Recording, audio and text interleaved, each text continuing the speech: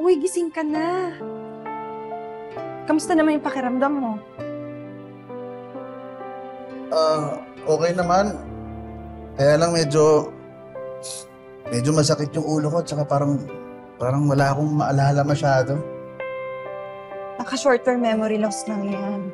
Siguro sa tindi ng anesthesia mo since major operation yung ginawa sa'yo. Okay lang. At least, tapos na yung operasyon at saka medyo maganda yung gising ko. Pagdilat ko, ang ganda-ganda na nasa harapan ko. Parang anghel. Pwede ko bang makuha yung number mo? Alam mo ikaw, puro ka kalokohan. No, ay, seryoso ako. Ang ganda-ganda mo talaga at saka sexy mo. Alam mo, type kita eh. Thank you naman. Alam mo, type din kita eh.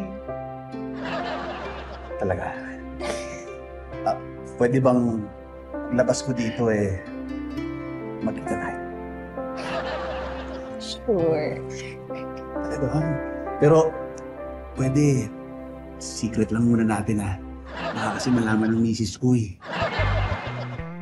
Seryoso ka? Oo, siseryosohin kita. Para sa'yo, iiwan ko yung misis ko agad-agad. Ano, game? Ano ba yung hiya ka pala eh, ha? Sandali Ako yung misis mo eh! Ha? Sinasakyan kita kasi akala ko nagbibiro ka, manluloko ko! Ay, gano'n ka! Manluloko! Ayan na! Naalala ko na. Han! Aray ko!